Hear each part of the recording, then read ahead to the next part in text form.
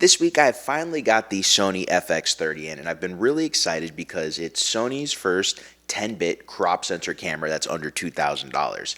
Now, one of the cameras I've been using that's very similar to the FX30 that we're going to be testing against the FX30 today is Canon's R7.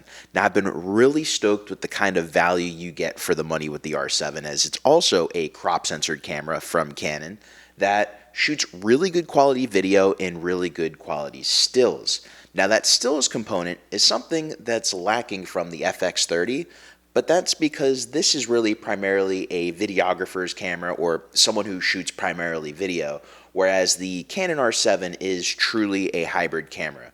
So in today's video, I'm going to put both of these cameras head to head, and we're going to see which camera is better for which types of use. Now, full disclosure, I bought both of these cameras, and in today's video, it's not only a test for you, but also a test for me to see which one of these cameras I'm actually going to keep.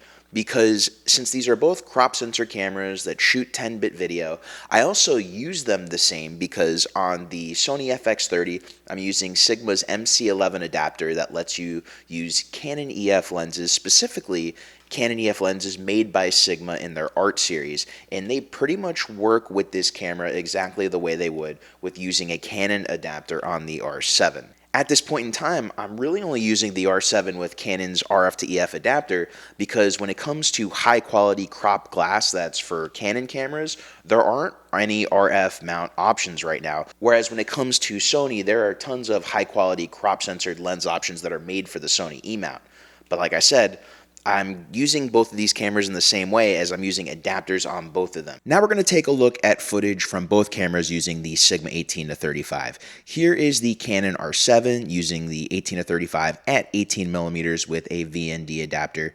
Did a light grade just to show you what it looks. This is pretty much the same grade that I've been using for most of my in-studio videos.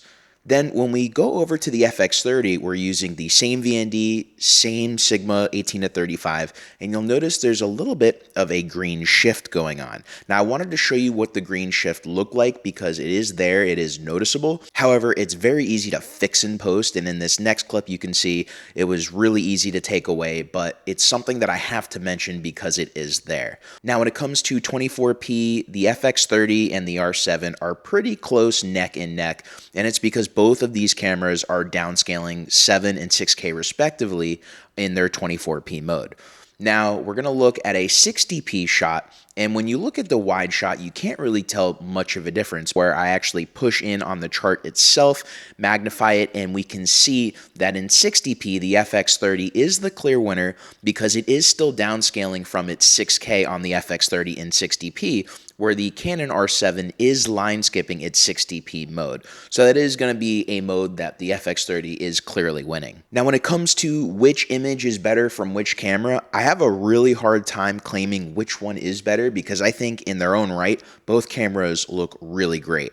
So I think it's going to be more of a preference thing. When it comes to which camera you should buy, both the R7 and the FX30 kind of fill the same void in both of those ecosystems. If you have other higher end Canon cameras, the R7 makes sense because you can shoot in C-Log 3 and have a secondary camera. If you have other higher end Sony cameras like an FX3, FX6, FX9, even an A7S III, I've used the FX30 with an A7S III, and it does intercut nicely with those cameras. So it makes sense to get the same brand of the other cameras you have.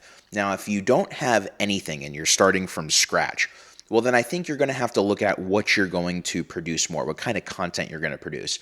And I think if you're only creating video content and you don't have any cameras already, well, then the FX30 probably makes the most sense because it is the most video-centric camera out of both of these cameras. It also is the more modular one right out of the box. However, if you're looking to do stills photography, well, you're going to have all these photography modes on the Canon R7, especially have a higher megapixel for the photography modes, whereas the FX30 is a 24 megapixel sensor and only takes one still photo at a time. And on the R7, it's a 32 megapixel sensor, and you can do burst modes, whatever. So the R7 is a true hybrid camera, where the FX30 is pretty much a true video camera. So I'll be doing more comparison videos with the FX30. I'm also going to do a test against my Red Komodo just to see how it looks. I know it's not that fair. They're two completely different price points, and also the Komodo has global shutter. Now, you may have noticed the talking head camera has switched. In the beginning of the video, I was using the Canon R6. Now we're using the FX30, just so I can show you what the FX30 looks like in a talking head scenario, but also because I sold my R6.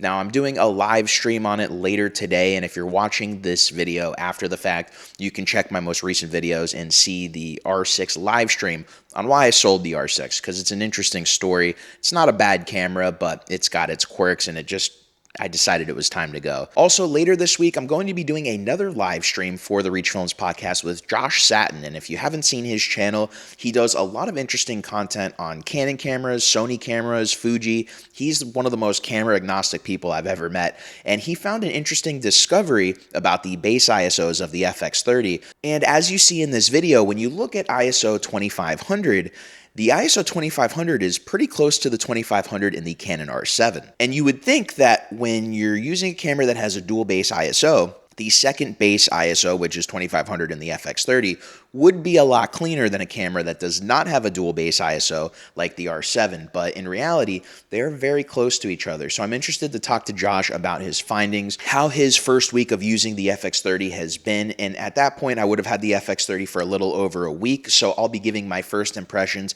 in that live stream as well. So make sure you subscribe to see that live stream when it happens. Join us live, ask any questions. It'll be a fun time. So until next time, my name's Geoff Fagien. Thank you for joining, everybody, and I will see you in the next video.